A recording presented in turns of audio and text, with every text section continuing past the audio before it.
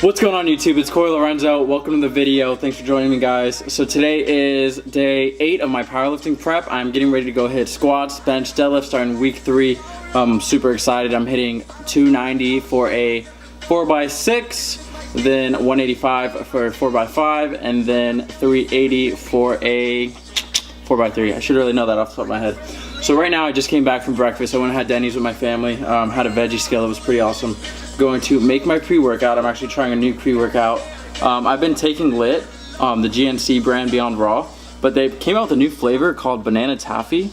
I don't think you guys can see that, but I'm like really curious to try it because I've never had banana flavored pre-workout. So it's an interesting concept to say the least. So I'm going to make my pre-workout. Wait, I need you guys to help me. Look at this. And if you haven't tried this, I would recommend it. It's actually pretty good. So there you go, guys. Beyond Raw LIT, Banana Taffy. Going to drink it in my Lulu's Bait Shack cup. So I was actually going to make a video yesterday. I guess, hold on. One scoop. One scoop, am I right? Know what I'm saying? Boom. Let's get some water in there. Interesting, very interesting, to say the least. I think that's good. Alright guys, so I need to give you guys a taste test. Let's see what's going on. Nice color, I like it. Fun color. Uh-oh. Let's see some. It smells like banana. It smells really good. So yesterday I was actually supposed to make a video, and I was going to make an Arnold inspired workout, which I'll probably save for another time. For whatever reason, I just was not, it was my rest day, I had no motivation to work out. So I decided to just do some cardio, and that was that. On-screen taste test of Beyond Raw LIT.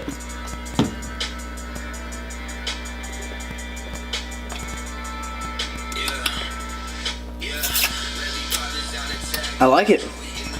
I like it. Thumbs up from this guy. Yeah guys, so I'm gonna crush this pre-workout and then we're gonna head to the gym. I think I'm gonna do a voiceover for this workout just because I'm going by myself, so I'll set up on the tripod, dive into the topic for today, and yeah, we'll get this video started, guys. And by the way, if you haven't already and you're new to the channel, make sure to comment, like, subscribe. This is a growing channel. We're growing every single day, and yeah guys, just make sure to interact with me, engage with me. Make sure to add me on Instagram right here at Corey Lorenzo, and I will see you guys at the gym. Alright guys, welcome to the voiceover. Instead of voicing over my workout, I'm going to talk about the topic today. So for today's topic, we're going to be talking about alcohol and working out. So I get a lot of questions whenever it comes to, you know, diet, nutrition, things like that. And, you know, I like to enjoy myself. I like to go out occasionally with friends, things like that. I like to drink. It is what it is. And I just want to kind of give my recommendations and what I think about, you know, alcohol and fitness together. Because there's some people out there that are really you know, against alcohol because they're like, oh my god, fitness is my life, you know, I can't drink, I need to be at the gym, I need to do my cardio, I need to track my macros. And at the end of the day, how I've always felt about it is that it's not that big of a deal. If you want to go out and enjoy time with your friends, family, have a drink or two, it's not that big of a deal. Typically what I do and what I recommend is I typically just save 100 carbs. I don't really try to fit alcohol into my macros. You know, I'll drink vodka water limes, I'll drink Michelob Ultra, I'll try to have really light drinks, nothing too crazy. And I mean, at the end of the day, well, one, I can tell you this, alcohol is definitely not going to help you in the gym. As far as, you know, it is definitely going to impede your ability to recover. For instance, if I go out on a Friday night and say I have squats on a Saturday, I'm not going to be better off squatting on that Saturday because I went drinking prior. I'm probably going to be hindered slightly. So it's just kind of like, you got to take it with a grain of salt, and it just is what it is. It's not that big of a deal. At the end of the day, live your life. You have one life, enjoy yourself. It's really like not that big of a deal. So I just wanted to give my 2 cents on that. My 2 cents on that. Now, I'm officially 6 weeks out from my first powerlifting meet. Training is going great. As you can see here, it is week 3, day 1 of my powerlifting prep. So I'm hitting squats, bench, deadlift. I'm really happy with how everything moved today. On my squats, I was really focusing on depth, and I've been lately just incorporating a pause rep at the very end of each set, just because it really helps me get that hit depth and really, you know, drill in that motor pattern of how deep I need to go. It's really funny because I don't think I've always been the best squatter, but I've seen tremendous improvement over the months. And now that I'm, you know, hitting depth and I feel really good with my squat, I get so anal about seeing other people and quarter squatting and things like that, which I know a lot of it has to do with flexibility and mobility.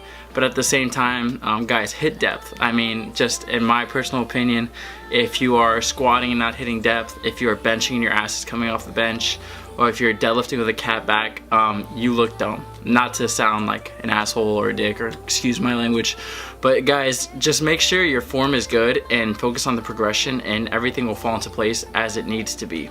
So yeah, guys, I touched on alcohol and fitness. I touched on my current progression in the gym, which I'm pretty happy about. Had a low weigh-in of 174, which is absolutely nuts. February 28th, I was 180, so that's about a 6-pound drop in a month, which I took a diet break for a week over spring break because I was going out with friends, hanging out, and I've seen a lot of progression. So I'm starting to up my calories a little bit. I don't want to lose that fast, especially going into my powerlifting meet. I want to be somewhere in the 160s, but like at the end of the day, my priority is strength and, you know, being strong and performing very well in my first powerlifting meet, and then from there flip the switch the gear, and, you know, get into bodybuilding. And I'm excited to share my bodybuilding split with you guys and what I plan on doing, my more hypertrophy based training to going into my bodybuilding sorry guys, going into my bodybuilding show. For sure, what I'm definitely going to be doing, definitely keep my compound list, squatting, benching, deadlifting. I'm thinking that I'm going to be doing a chest and back. So I'm going to do a lot of antagonist muscles, chest and back one day, shoulders and arms the next day, legs, take a day off, repeat. So hitting everything twice a week, squatting twice a week. For whatever reason, I've just always struggled with the bench, which is a terrible excuse. I blame my limbs, but, you know, it's something I'm working on, something I'm getting better with. So transitioning into my hypertrophy block, what I'm probably going to do is, instead of flat benching, I'm going to take off flat bench, incorporate more incline, more decline, probably go over to dumbbells because I see a good response from my chest on that, and I'm excited to see, you know, diet down and really dial it in. And I was listening to a podcast yesterday with Julian Smith and Bradley Martin, two guys I definitely look up to in the fitness industry, and they were talking about how, you know, with social media, it's very cool to be ripped and aesthetic, and everyone, especially in my generation, the young guys, are trying to be ripped and aesthetic because that's what sells, that's what markets very well. You guys will like me if I am more shredded because it's more like, oh my god, look at him, I want to look like him. Where these are the years that I really need to lay down my foundation and build myself up, so in the future, you know, I can look like those guys, or I can aspire to look like those guys, but obviously just be the best version of myself. So after this bodybuilding season, I plan on taking a year to 2 years of just bulking. Hopefully you guys still love me if I'm a little chunky, but I'm definitely going to do a slow bulk. So in 2017 I got up to 190. So I got up to 190, which is around like 22% body fat, which I need to chill out with. Wasn't that bad because I carry my body fat very well. My limbs and my legs, meaning my arms, my shoulders, and my legs, stay pretty lean year round, so I hold most of my body fat in my upper body, in my chest, in my abdomen, and in my lower back.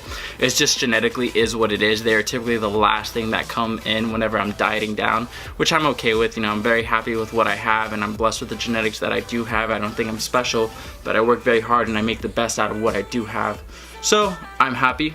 So right now actually woke up this morning at 175 because I had a high refeed day yesterday and I'm having a refeed day today.